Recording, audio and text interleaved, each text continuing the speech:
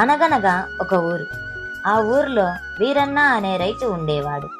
ఆయనకి కొద్దిపాటి పొలం, కొన్ని ఆవులు ఉండేవి. పంటలో కంటే పాలలోనే త్వరితమైన రాబడి ఉండడం చేత తన దగ్గర ఉన్న ఆవుల సంఖ్యను ఎక్కువ చేసుకున్నాడు వీరన్న. అలా ఒకరోజు ఆవులని మేతకి తీసుకెళ్తుండగా తన స్నేహితుడైన రంగయ్య, ఏంటి వీరన్నా, రోజు రోజుకి ఆవుల సంఖ్య పెరిగిపోతూ ఉంది. ఏంటి సంగతి? అదేం లేదురా సూరయ్య. ఈ మధ్య వ్యవసాయంలో పంటలు పండగ రాబడి బాగా తగ్గిపోయింది. అందుకే వ్యవసాయం చేస్తూ అంతో ఇంతో వచ్చిన డబ్బుతో కొన్ని ఆవులను కొని పాలు అమ్ముతున్నాను. ఈ పాల వ్యాపారంలో కొద్ది రాబడి బాగానే ఉండడంతో ఇంకో 2 ఆవులను కొన్నాను అంతే. అవునా, మంచి పని చేసావురా వీరన్న. అటు వ్యవసాయం చూసుకుంటూ ఇలా పాల వ్యాపారం కూడా పెట్టావన్నమాట. అవునరా, ఏదో ఒకటి చేసుకోవాలి కదా, లేకుంటే ఇల్లు గడిచేది ఎట్టా? అంటూ అక్కడి నుంచి వెళ్ళిపోతాడు. కొద్ది రోజులకి వీరన్న ఇంకో ఆవుని కొన్నాడు. తన దగ్గర ఉన్న ఆవులన్నింటిలోకి అనుకువైన ఆవు. ఆ ఆవు చాలా మంచిది. అది ఎంత మంచిదంటే ఏ సమయంలోనైనా పాలిచ్చేది మంచిగా. దూడని వదలాల్సిన పని కూడా లేకుండానే పాలిచ్చేంత సాధువైన ఆవు అది. అలా ఒకరోజు పాలు పోసి ఇంటికి వస్తుండగా అదే ఊరిలో ఉన్న రంగమ్మ కూడా పాలు అమ్ముతూ జీవనం సాగిస్తుండేది.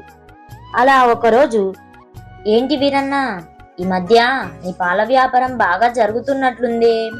ఆవుల సంఖ్య బాగా ఎక్కువైంది. అదేం లేదు రంగమ్మ. పాలు అమ్మగా వచ్చిన డబ్బుతో కొన్ని ఇంట్లోకి వస్తువులను కొన్నాను. ఇంకా మిగిలిన డబ్బుతో ఈ మధ్య ఈ ఆవును కొన్నాను అని వీరన్న చెప్పగా రంగమ్మ ఆ ఆవును చూస్తూ తన మనసులో, నా పాల వ్యాపారం దెబ్బతినడానికి కారణం ఈ వీరన్నే అన్నమాట. ఎలాగైనా ఈ వీరన్న వ్యాపారాన్ని దెబ్బ కొట్టాలి. అలా తన మనసులో తెగ కుళ్ళుకునేది. అలా వీరన్న రోజు ఉదయాన్నే లేచి పాలు అమ్ముకుని జీవనం సాగిస్తుండేవాడు. అలా కొద్ది రోజులకి వీరన్న ఒక కోడి పుంజును కూడా కొన్నాడు. రోజు ఇంకా తెల్లవారకుండానే అది తన గంభీరమైన కూతతో వీధిలోని వారందరినీ నిద్రలేపేది. ప్రతిరోజు ఆ కోడిపుంజు కూసే 3వ కూతకు వీరన్న మేల్కొని పాలు పిండడానికి బయటికి వచ్చేవాడు. వీరన్న దినచర్యని గమనించిన రంగమ్మకి ఒక దురాలోచన వచ్చింది. అమ్మో, ఈ రంగన్న పాల వ్యాపారం బాగా చేస్తున్నాడంటే ఏంటో అనుకున్నాను. ఈ ఆవుని చూస్తుంటే అర్థమవుతుంది. ఈ ఆవు నా దగ్గర ఉన్న 3 ఆవులు ఇచ్చే పాలు ఈ ఆవు ఒక్కటే ఇస్తుంది. అందుకే ఈ రంగన్నకి పాల వ్యాపారం బాగా కలిసొచ్చింది అంటూ రంగన్న ఇంటి ముందున్న ఆవును చూస్తూ ఇలా అనుకుంటుంది. అలా మరుసటి రోజు ఉదయం రోజూ మాదిరే కోడి మొదటి కూత కోయగా ఆ కూతని విన్న రంగమ్మ రంగన్న ఇంటి ముందున్న ఆవు దగ్గరికి వచ్చి చప్పుడు లేకుండా పాలు పిండుకుపోయేది. అది గమనించని వీరన్న రోజులాగే 3వ కూతకి లేచి పాలు పిండడానికి ఆవు దగ్గరికి వస్తాడు. కాని ఆ ఆవు పాలిచ్చేది కాదు. కారణం అర్థం కాక వీరన్న అయోమయంలో పడిపోయాడు. అలా ఒకరోజు దిగులుగా కనిపించిన వీరన్నని తన స్నేహితుడైన రంగయ్య, ఏమిట్రా వీరన్న, 4 రోజుల నుంచి చాలా దిగులుగా ఉన్నావు. ఏమైందిరా? ఏం చెప్పమంటావురా, రోజు 4 లీటర్లు పాలిచ్చే ఆవు ఈ మధ్య అస్సలే ఇవ్వడం లేదు. ఏమైందో ఏం అర్థం కావట్లేదురా అని చెప్తూ తెగ బాధపడిపోయేవాడు వీరన్న.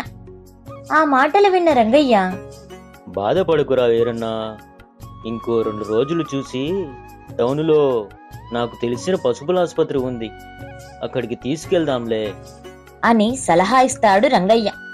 అలా మరుసటి రోజు కూడా ఆ ఆవు పాలివ్వకపోయేసరికి ఇక లాభం లేదనుకుని, ఈరోజు ఎలాగైనా సరే ఆవు పాలన్నీ ఎటుపోతున్నాయో ఉదయం కల్లా పరిష్కారం కనుక్కోవాల్సిందే. అలా ఆ రోజు రాత్రి తనే స్వయంగా కాపలా ఉండి ఆవుని చూస్తూ ఉంటాడు. ఎప్పటిలాగే కోడి మొదటి కూత కూసిందో లేదో ఒక స్త్రీ రూపం రంగన్న ఇంటి ముందున్న ఆవు దగ్గరికి వెళ్లి పాలన్నీ పిండుకొని పోయింది. అది గమనించిన వీరన్న ఎవరో తెలుసుకోవాలని తన వెనకాలే వెళ్తాడు. రంగమ్మ ఆ పాలు తీసుకొని తన ఇంట్లోకి వెళ్లిపోతుంది. అది గమనించిన వీరన్నకి పాలు ఎలా మాయమవుతున్నాయో అర్థమవుతుంది. ఎలా అయినా రంగమ్మకి బుద్ధి చెప్పాలనుకొని ఉదయాన్నే తన స్నేహితుని దగ్గరికి వెళ్లి, ఏమిట్రా వీరన్న, ఇలా వచ్చావు? ఇంతకీ నీ ఆవు ఇప్పుడు పాలు ఇస్తుందా లేదా? ఇస్తుందిలే గాని ఒకరోజు నా ఆవును నీ దగ్గర పెట్టుకొని నీ గుర్రాన్ని నాకు ఇవ్వరా, రేపు ఉదయాన్నే తీసుకొస్తాను. రంగయ్యకి విషయం అర్థం కాక, నా గుర్రంతో నీకేం పనిరా? పైగా అది 2 రోజుల నుంచి చాలా కోపంగా ఉంది, నన్నే దగ్గరికి రానివ్వడం లేదు. సరే, నువ్వు ఇంతలా అడుగుతున్నావు కదా, జాగ్రత్తగా తీసుకెళ్ళు అని తన ఆవుని అక్కడే కట్టేసి రంగయ్య గుర్రాన్ని తీసుకుని తన ఇంటికి వెళ్తాడు. రోజు ఆవుని కట్టేసే స్థానంలో గుర్రాన్ని కట్టేసి దానికి బాగా తిండి పెట్టాడు. అలా ఆ రోజు రాత్రి ఒక మూల హాయిగా నిద్రపోయాడు. ఇక ఆ మరుసటి రోజు తెల్లవారుజామున కోడి కూయలేదు. రోజు సరైన సమయానికి వచ్చే రంగమ్మ ఆ రోజు కాస్త తడబడి, అయ్యో చాలా ఆలస్యమైనట్టుందే అంటూ గబగబా ఆకారాన్ని గాని పరిమాణాన్ని గాని గమనించకుండానే పాలని పిండేందుకు కూర్చుంది.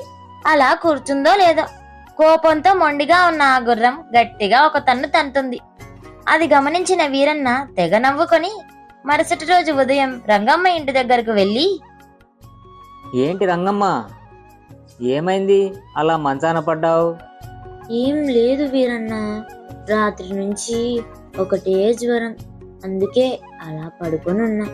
రంగమ్మ మాటలు విన్న వీరన్న బాగా నవ్వుకొని జరిగిందంతా చెప్పుకొస్తాడు. అది విన్న రంగమ్మ పశ్చాత్తాపంతో తన తప్పు ఒప్పుకుంటుంది. దానికి పరిహారంగా రంగమ్మ ఒక వారం రోజుల పాటు వీరన్న ఆవులకి ఉచితంగా చాకరీ చేయాల్సి వచ్చింది. దానికి తోడు విరిగిన ఎముకలు సరిచేసుకునేందుకు చాలా డబ్బులు ఖర్చయ్యాయి.